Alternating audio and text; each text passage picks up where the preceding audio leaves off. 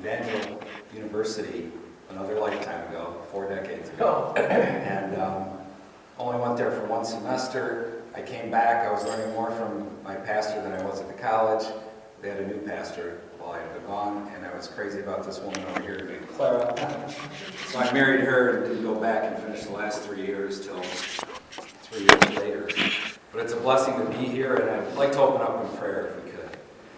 Lord, we just ask that you bless this time and that you use it for good in the hearts and minds of all those gathered.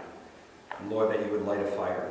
Lord, you see the state of our nation, and you see the dire condition that it is in. And you see how everyone keeps looking to Washington, D.C., the very perpetrators of the immorality, of the injustice, to try to correct it. And Lord, may people understand this doctrine, the goodness of it, how it's found in your word, how it's been used throughout history, proven to rein in the tyranny of the higher authority. And Lord, I just ask and pray that they'd be able to articulate it to others, and that you would light a fire in those that they talk to. That we might see you glorified, and no longer the governments of men in our nation impugning your law.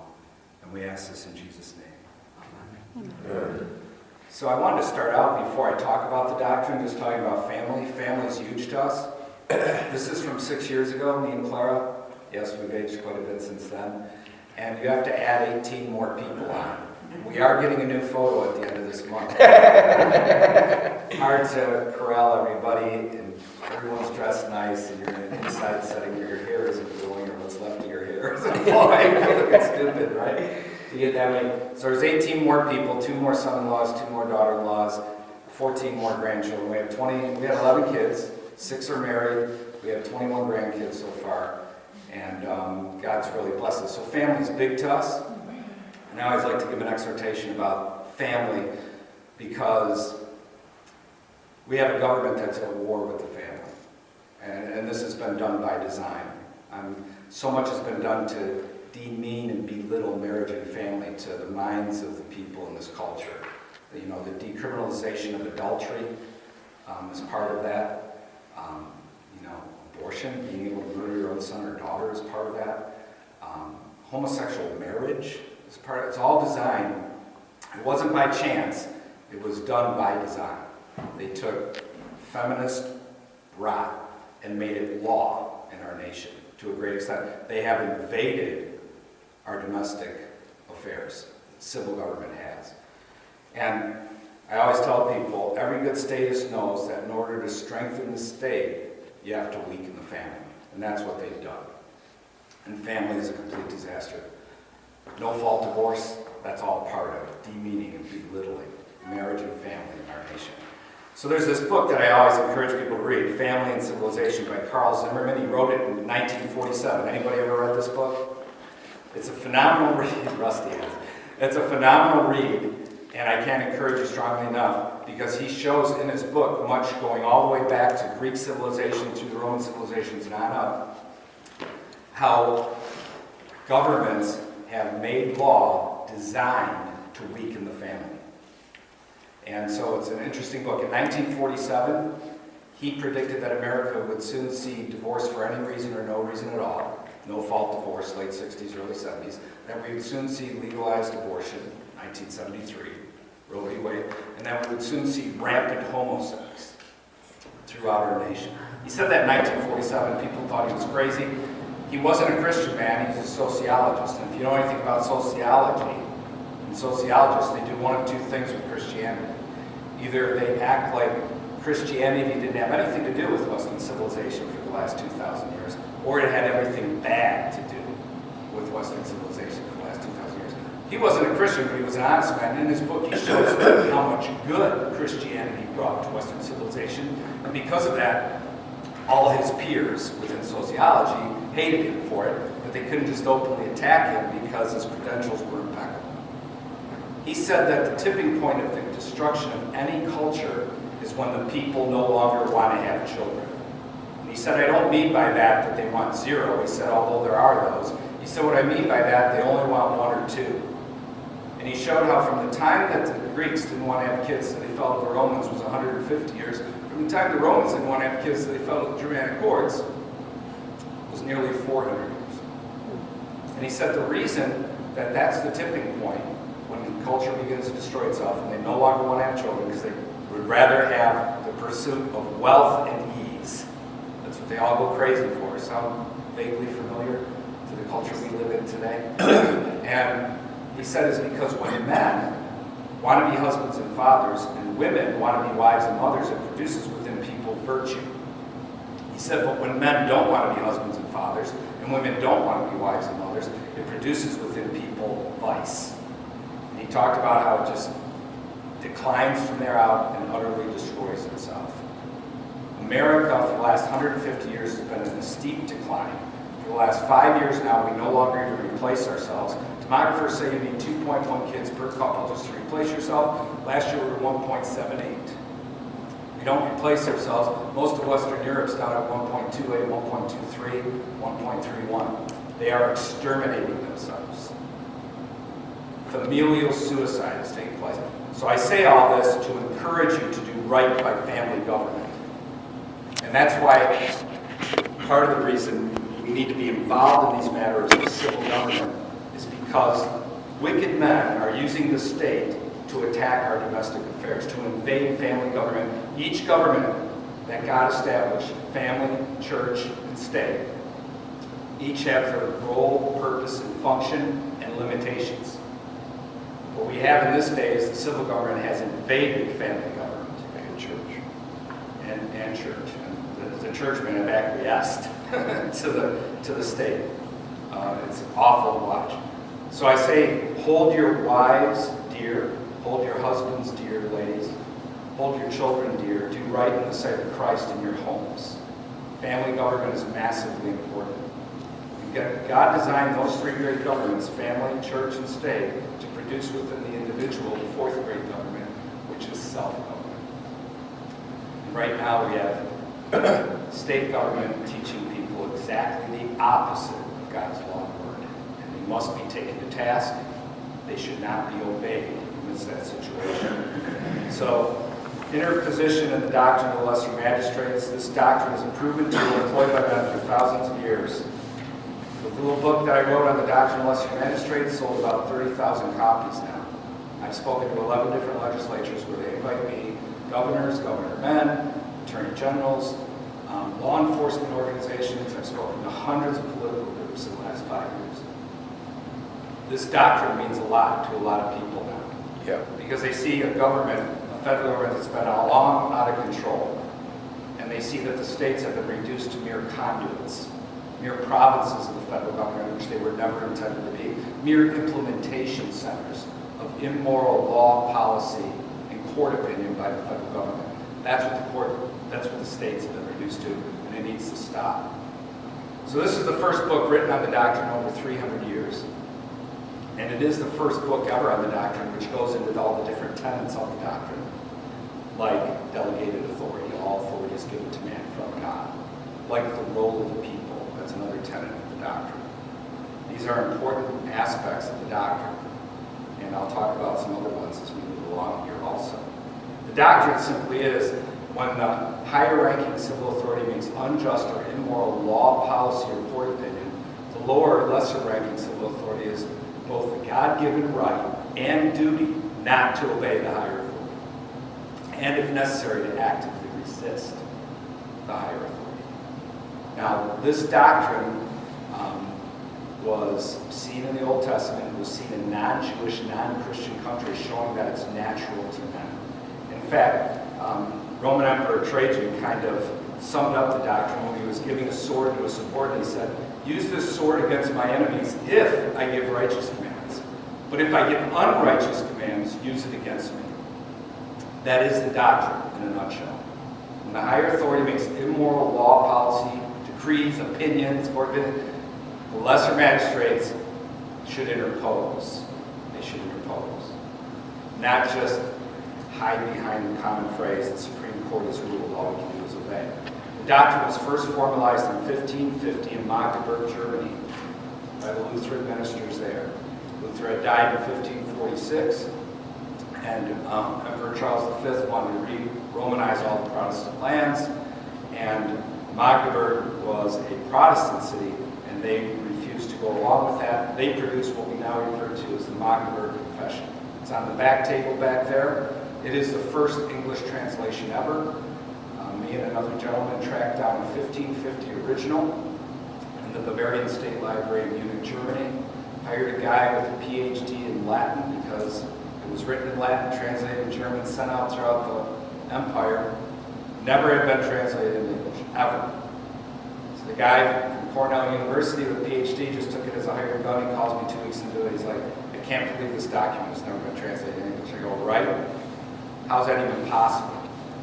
So now thousands of copies of this have sold, and very big in academic circles for its historic value, at the same time teaching people this important doctrine. So the doctrine was practiced for thousands of years, but it wasn't formalized as a doctrine until 1550 in Magdeburg, Germany. And John Knox took that confession, the Magdeburg Confession, and he furthered it in 1558 in his appellation to the nobles of Scotland. They were the lesser magistrates today.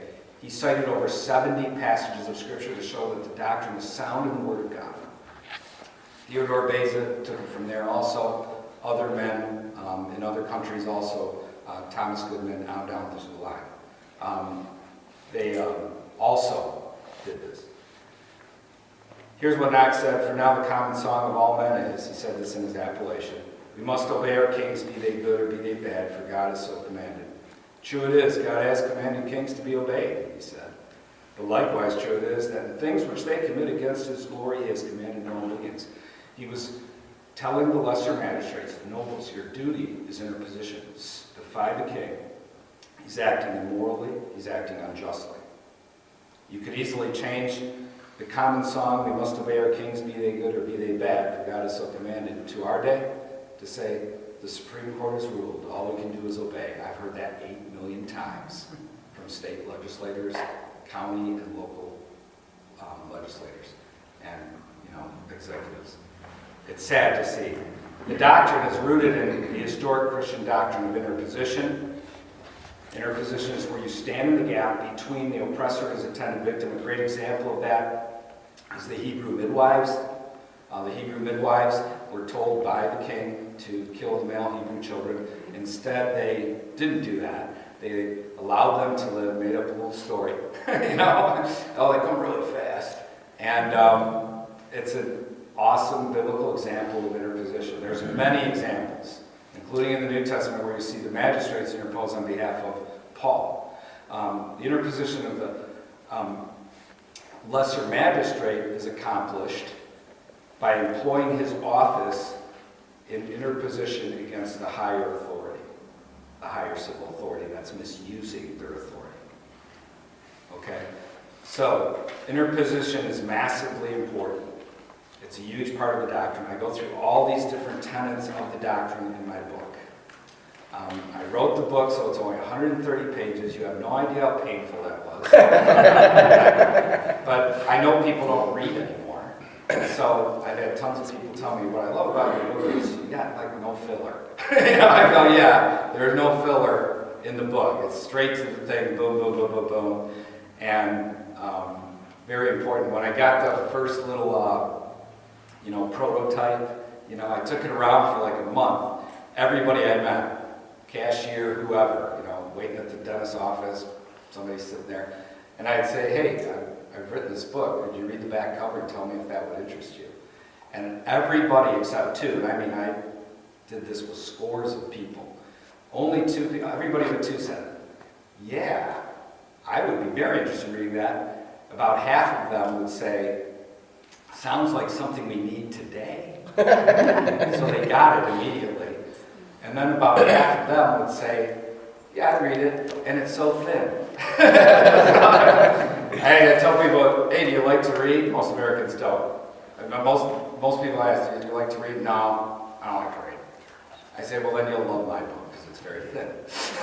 So, anyway, I go through all these different aspects in there. The doctrine can need application in any form of government. It doesn't matter which form you have, whether it's a dictatorship or a constitutional republic, it can need application. Why? Because of the nature of man. Man can corrupt any form of government, and we've seen they can even corrupt a constitutional republic. They've done a great job here in America, utterly obliterating what our founders established. It's awful to see. Now, this is a huge part of the doctrine, that the law of God is the objective standard to which all men and all governments of men are accountable. That's a huge tenet of the doctrine. Yes. I have a lot of libertarian friends who've read my book, and they'll tell me, I love your book, it's awesome, except that one chapter. They all say this, all say, that chapter about God's law being the objective standard. I go, well, historically, it's true. And I said, do you realize how important that aspect of the doctrine is? Right. I tell them, that's the linchpin. Yep. If you remove that part of the doctrine, it falls in on its face. Any lawless man can then employ the doctrine as a tool for his own ends. And they've done it. We've seen lesser magistrates do it. Remember Gavin Newsom? I have a whole chapter just on the rogue lesser magistrates. Gavin Newsom out in San Francisco brought in people to marry homosexuals before homosexual marriage was decreed to be okay by the Supreme Court and whatnot. So that is so important. I tell my friends, I say, so like if the objective standard isn't God's law, divine law, transcendent law, then what is the standard? You know, the Supreme Court? No. All men and all governments of men are accountable to the law of God. Amen. Right. Yes. That is the higher law. Amen. And all Western men taught this. It doesn't matter if you read Alfred the Great in the 9th century, or if you read John of Salisbury in the 12th century, or you read William Blackstone in the 18th century. They all said it. That the law of God is the higher law to which all... It didn't mean everything was perfect. What it did mean is there was a standard when men were doing wrong that men could point to. That an unjust law is no law at all. That this should not be obeyed. So you call men to reform and to repentance, because that was the standard for nearly 2,000 years in Western civilization, was the law of God. William Blackstone said this. He was the most cited legal scholar by America's founders. He said, upon these two foundations, the law of nature and the law of revelation, God's written law, depend all human laws. That is to say, no human law should be suffered to contradict these. You should see what he said about murder when you get a chance. Just look up his commentaries. It's phenomenal, and it's applicable to what's happening with the preborn in our day. Blackstone went on to say talking about the law of God, it is binding over all the globe in all countries and at all times. No human laws of any validity if contrary to this, and such of them as are valid derive all their force and all their authority immediately from this original. The doctrines thus delivered we call the revealed or divine law, and they are found only in the Holy Scriptures. Hello. This is the common thinking of Western man for nearly 2,000 years. It's now been removed. And once you remove the objective standard, then the state is free to make up law out of thin air, out of mere whim. Good becomes evil, evil becomes good, and that's what they've been doing. And people can sense something's wrong, but they just can't put their finger on it. That's why we have to show them this is what's wrong. The objective standard's been removed, and unfortunately, many pulpits, most pulpits in America have aided and abetted this process because they've thrown the law of God under the bus. So magistrates feel fine throwing the law of God under the bus. James Wilson, who was appointed to the very first Supreme Court by George Washington, he said, as promulgated by reason and moral sense, it has been called natural. As promulgated by the Holy Scriptures, it has been called revealed law. As addressed to men, it has been denominated the law of nature. As addressed to political society, it has been denominated the law of nations. But it should always be remembered that this law, whether natural or revealed, made for men or for nations, flows from the same divine source. It is the law of God. This was how men thought. Okay? They weren't in a world of subjectivity and relativity. He went on to say, human law must rest its authority ultimately upon the authority of that law which is divine. He made clear it's the law of God found in the Holy Scripture. How many of you have ever read John of Salisbury's work from 1159 AD called Polycraticus? Only Rusty. Polycraticus, all my kids, we had 11, remember, they have to read Polycraticus. When they're about 14, 13, some are a little with it more than others. 15 years old. They all have to read Polycraticus. And I encourage all of you to get John of Salisbury's book, Polycraticus, and read it. Here's what he said of the lesser magistrates. He said, loyal shoulders, talking about the lesser magistrates, should sustain the power of the ruler so long as it is exercised in subjection to God and follows his ordinances. But if it rests and opposes divine commandments and wishes to make me share in its war against God, then with unrestrained voice I answer that God must be confirmed before any man on earth. This is the duty of us as individuals, not to obey unjust or immoral laws made by the state. And there's a whole history of Christian suffering, persecution over the centuries, precisely because of their fealty to Christ and their love for him versus the laws of men. And it's also the duty of lesser magistrates to interpose, not to just go along to get along. Extremely important to understand. Tyranny, Salisbury said, is when the magistrate makes law contrary to the law of God. That's what a tyrant is. That's when tyranny is taking place. But we've removed the objective standard, so they're free to make it up as they go, and nobody can quite figure out what's wrong.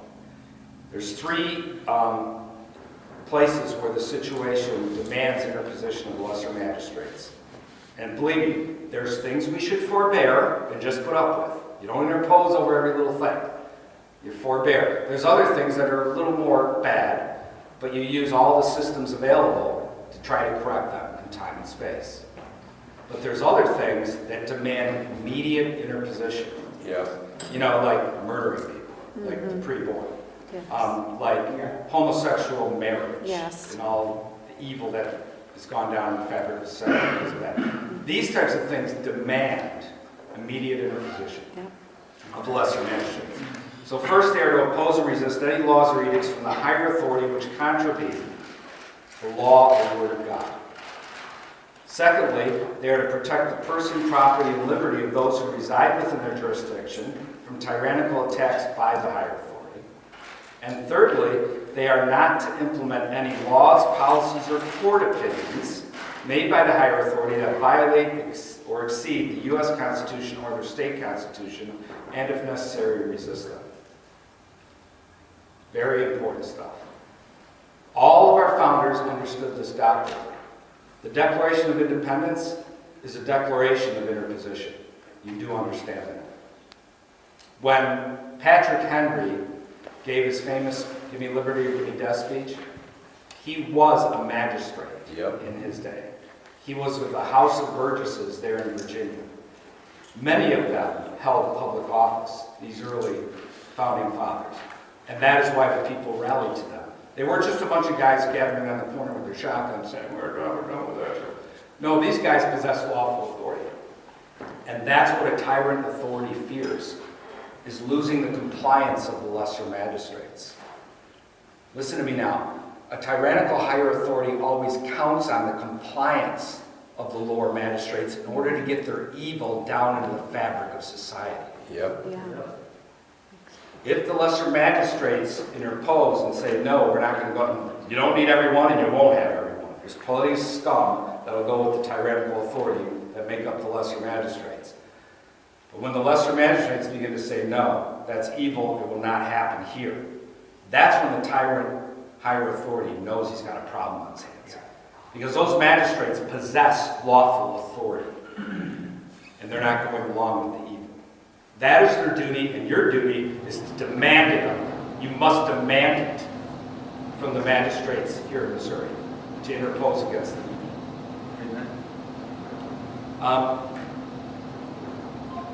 Our founders expected this to happen. In fact, just 11 years after the ink had dried on the Constitution, the federal government made law which was contrary to the Constitution in two states, Virginia and Kentucky, interposed against their evil. And James Madison, who you know is the architect of the U.S. Constitution, the father of the U.S. Constitution, he wrote the Virginia resolutions, and you should read the whole thing. It's phenomenal read. But he said the states that are parties thereto, parties to the U.S. Constitution, have the right and are in duty bound to interpose for arresting the progress of evil. to maintain, he said, the liberties of the various branches of government. Thomas Jefferson wrote the Kentucky resolutions. He said that whensoever the general government, the federal government, assumes undelegated powers, its acts are unauthoritative, void, and no force. Hugely important. The state I'm from, Wisconsin, in 1854, they arrested a runaway slave. And the abolitionists found out about it, and a newspaper guy rode his horse up and down the streets of Milwaukee, like Paul Revere of old, and said, "Man's liberty is at stake. Rally at the courthouse at 3 p.m. 5,000 people rallied. He later said he was even surprised.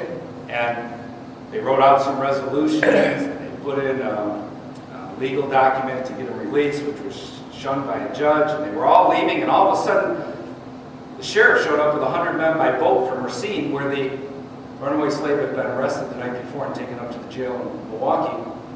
And all the people came back together. And then about 40 big dudes, there was a church being built across the street from the jail, decided to take a big beam, and they smashed the jail door down, and they got the slave out. And even there you see the providence of God. Because just 4 days earlier, the Irish and Germans had had a big fight. They're in downtown Milwaukee, and the sheriff had gotten injured. So when these guys showed up with a beam and wanted to get the slave out, he just stood aside. He had suffered some injuries from the Jewish and Irish melee 4 days before. They didn't want nothing to do with this. And they brought the slave out, and they put him on the back of a wagon, and he looked out over the sea of people, and he said 2 words. He said, "Glory, hallelujah." Oh. And they got him to the Underground Railroad, got him back to Racine 2 weeks later. He died of old age, made it to Canada and died of old age, 20-some years later. The federal government wanted to get somebody because the slave got away. So they went after the guy, the newspaper man, and rallied everybody. And this became a battle of jurisdictions between federal and state that never was resolved in our state. There's still plaques about it, the defiance of our state against federal tyranny, up there in Wisconsin. So they battled it out in our state legislature, and even our state Supreme Court defied the U.S. Supreme Court and defied the entire federal government over this matter of the Federal Fugitive Slave Act. So here's what our legislature declared: that this assumption of jurisdiction by the federal judiciary in the said case without process is an act of undelegated power, and therefore without authority, void, and no force. They actually protected Sherman Booth, the newspaper man, for a year and a half. The feds were trying to track him down to arrest him. Here's what they also said in that our legislature said: resolved that the government formed by the Constitution of the United States was not the exclusive or final judge of the extent of the powers delegated to itself, but that, as in all other cases of compact, that's what the Constitution is, a compact of the various states and the federal government, among parties having no common judge, each party has an equal right to judge for itself. And that's what they must do. Abram Smith, one of our state Supreme Court justices, because even our judiciary defied, said, "I believe most sincerely and solemnly that the last hope of free, representative, and responsible government rests upon the state sovereignties and fidelity of state officers." Do you know how important that is? Massively important. The judiciary no longer does that. The judiciary is the tyrant in America. That branch must be defied. Amen. I talked to a sitting Supreme Court justice in our state just a few months ago. He told me that Justice Abram and the justices then were wrong. They should have obeyed the Supreme Court. That is baloney. Yes, I agree. I don't care if you're conservative or liberal. If you're in the judiciary, 99.9% of them are judicial supremacists and think everybody should obey their branch of government, and that is not what our founders established. They established a true federalism, which a true federalism has multiple levels of government, multiple branches at each level. The reason they wanted it that way is they didn't want power to rest within the hands of a small group of men and women. Our founders did not throw off a monarchy to replace it with an oligarchy called SCOTUS. Yep. You have to understand that. We now have social transformation without representation. Our legislators make law, and the judiciary just smashes it. Even at the state level, the problems there. Just Iowa last year, their state Supreme Court annihilated a law to protect the preborn. And they quoted Roe and other federal decrees in order to support that. And all the other legislators and the executive branch there in Iowa all went along with it. We need men with courage who will take a stand. And this brings me to an important point. There's this huge idol in the land called judicial supremacy. If we do not smash this idol, we will never see the interposition of the lesser magistrates. I've been to the state houses around the country, and they all talk, we got to do whatever the federal court says, whatever the Supreme Court says. Our founders never believed that. Ever did they believe that. So this idol has to be smashed, and we show the magistrates, biblically, morally, historically, and legally, that they're right to defy the Supreme Court. Yep. You have to do that because you have to show people a legitimate path for interposition. We've written many articles back here, hours and hours of research with good men dealing with things like aiding and abetting a gross fiction. How the "we must get our justices appointed" clamor perpetuates the fiction of judicial supremacy. Please get it and read it. We're up against a massively huge tyrant. He's empowered himself for over 200 years. This is, you know how many hours went into this article to make it so it's easy for you just to get and read. The early years of the Supreme Court's march to destroy the sovereignty of the states. And Dan's going to be talking more about sovereignty. This is we're not up against some little 50-year tyrant, some little 20-year tyrant. We're up against a 200-plus year tyrant called the federal judiciary and the Supreme Court. They must be defied. And we must rally with our lesser magistrates. You have to assure them that you're with them 100%, that you'll give of your person, of your property, of your prayers. That you will stand with them privately and publicly if they do what's needed and necessary. Because if you don't take a stand, then the tyrant has the advantage of never having to come out of his lair and show his fangs. And good men have been hiding behind this thing of the Supreme Court has ruled, all we can do is obey. And they play their constituents with that. Most of these guys are scum, okay? Anybody who's been around the State House knows that. But they know how to play the game. I'm against homosexual marriage, but the Supreme Court has ruled allows me to do it. It's a lie, and you have to call them on the lie. You have to demand that they do right, and you have to assure them of your support, publicly, privately, in every way, shape, or form. Do you understand? It has to happen, or say goodbye to what we've known. 3 reasons why you cannot embrace both abolitionism and regulationism. Please get it, read it. I've been in this fight for over 3 decades. It's my thoughts on the matter. I used to be a regulationist. I am no longer. You have to demand abolition and accept nothing less. Why? Because I learned over the years that if you offer a politician something less than what is needed and necessary, they'll take it every time. That's right. So you can't give them stop the murder, protect the preborn, and a heartbeat bill. That's right. Or a 20-week ban. Amen. It doesn't work because they'll take that. And they won't even pass that 9 times out of 10. And if they do, what happens? The federal courts destroy it. Yes. And they say, oh, the federal courts rule, right? It just happened last week in Georgia, right? Yes. I mean, this week, this is Saturday, this week, Georgia just had their new law trampled by it. It's been going on for 46 years. You do the same thing over and over. How dumb is that? Is the Supreme Court the final arbiter of all constitutions? These are massively important articles I can't encourage you strongly enough to get. This is a sermon I preached, an election sermon to the Montana legislature. Feel free to take it. I have extra copies if you want. A lot of clergymen and a lot of magistrates are busy and they won't read. But they'll listen. I know they'll listen because I'm a clergyman. You give me a book to read, I'll get to it within 6 months and be done with it because I'm a voracious reader. You give me something to watch that's over 20 minutes, I'll never get to it. But you give me something to listen to, I'll be done with that within a week or 2 and give you my thoughts on it. This sermon is massively important so that they want to learn more about the doctrine. It's a huge teaser. It draws them in. If they got any value to them at all as men, it draws them in and they want to learn more. Understand? So, hugely important. I preached that right in the rotunda there in Helena, Montana. They're the only state that still does election sermons. And I've read about Legislators, and never did I know that I'd get to preach one. It was a great honor. So this idol of judicial supremacy is founded upon three great fictions. I don't know why that ain't showing up. Okay, the first one is, when SCOTUS issues an opinion, that opinion is the law of the land. That's absolutely false. Article 1, Section 1 of the U.S. Constitution declares that all lawmaking power resides with Congress, which consists of a Senate and a House.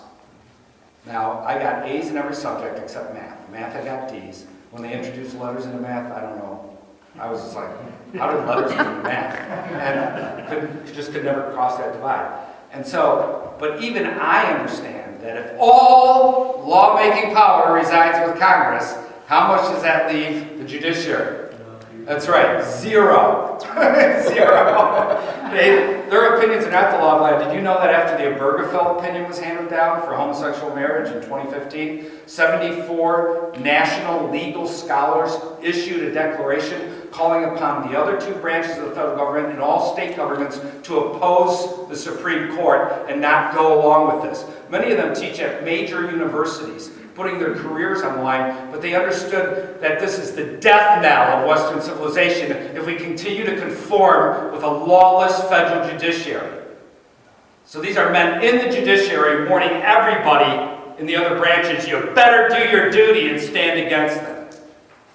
Extremely important. That's why Scalia said in the Obergefell opinion, he said Obergefell is a naked judicial claim to legislative, indeed super-legislative power, a claim fundamentally at odds with our system of government. He, in his dissent of that, you know how ironic they are in their discussions and how they talk. He said some bold things in there. He was signaling the other branches of government, you better get up and do something, because the judiciary is lawless and out of control. The second great fiction is that SCOTUS is the final arbiter of what is constitutional and what is unconstitutional. It's a bald-faced lie. Every magistrate takes an oath to do what? Article 6, paragraph 3 of the U.S. Constitution. He takes an oath to uphold his state constitution, and he takes an oath to uphold the U.S. Constitution. Right. From a policeman to the president. They all take an oath. They don't take an oath of subservience to the federal government. They certainly don't take an oath to uphold unjust or immoral court opinions by SCOTUS. These people always point to Article 6, paragraph 2 of the U.S. Constitution and say, well, the Supremacy Clause makes it clear that the Supreme Court and the federal judiciary are the ones who are the deciders of what is and isn't constitutional. They count on people never reading Article 6, paragraph 2. The truth of the matter is, when you read it, nothing is in there about SCOTUS or the federal judiciary. What has the supremacy is the Constitution itself, which they all took an oath to uphold. I ask legislators all the time, I say, so where do you see in the Constitution? I'm talking about good men that are in there who are afraid to do anything, like interpose. I said, so where do you see in the Constitution the right for a mother and father to murder their own son or daughter? Well, it's not in there. I go, and you took an oath to uphold the Constitution, right? So you see that SCOTUS is made. If SCOTUS ignores the Constitution, we should ignore SCOTUS. Amen. That's right. Plain and simple. Amen. That is the duty of the magistrates. Okay, so anyways, we're up against this really awful, I don't know why this isn't working. Thomas Jefferson said the Constitution directed no such single tribunal.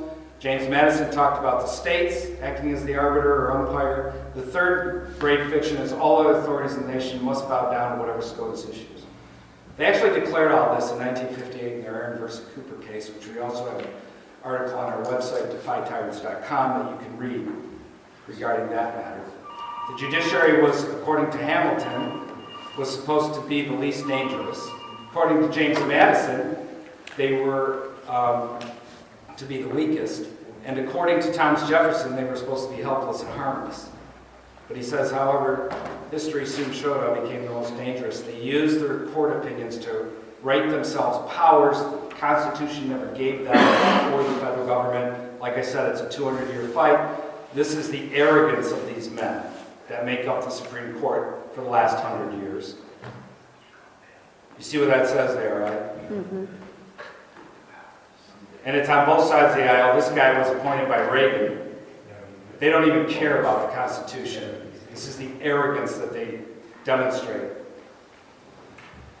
Alpheus Thomas Mason, he's a legal historian who lives now, said, implicit in the system of government the framers designed is the basic premise that unchecked power in any hands whatsoever is intolerable. Look what Jefferson said. If those who administer the general government be permitted to transgress the limits fixed by the compact, talking about the U.S. Constitution, by a total disregard to the special delegations of power therein contained, annihilation of the state governments and erection upon the ruins of a general consolidation government would be the inevitable consequence. We've long been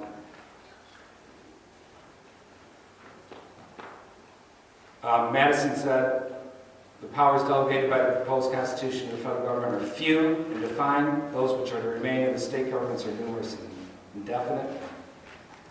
Here's what James Iredell, U.S. Supreme Court Justice, said in the very first case in 1793, where the Supreme Court used their authority in order to undermine the U.S. Constitution and bring powers to themselves and destroy the sovereignty of the states. The federal government responded with the pat in the states by passing the 11th Amendment, which then the Supreme Court smashed the 11th Amendment 20 years after that. He understood, Iredell did, that only what was ceded to them was what they should have. Power concedes nothing without a demand. You have to demand that your magistrates do right. James Madison said the preservation of a free government requires not merely that the metes and bounds which separate each department of power may be invariably maintained, but more especially that neither of them be suffered to overleap the great barrier which defends the rights of the people. The rulers who are guilty of such an encroachment exceed the commission from which they derive their authority and are tyrants. The people who submit to it are governed by the laws made neither by themselves nor by any authority derived from them and are slaves. That's what we have now, a nation full of slaves. Yeah. Thomas Jefferson was so prophetic in what he said about this judiciary. He said the germ of dissolution of our federal government is in the constitution of the federal judiciary, an irresponsible body. He spent the last 23 years of his life at war with SCOTUS. For impeachment is scarcely a scarecrow, working like gravity by night and day, gaining a little today and a little tomorrow, and advancing its noiseless step like a thief over the field of jurisdiction until all shall be usurped. And that's what they've done. All the other branches bow down to them. And their duty is in their position. May Christ give them strength of heart to interpose and do right by him. Thank you for your time. Yeah.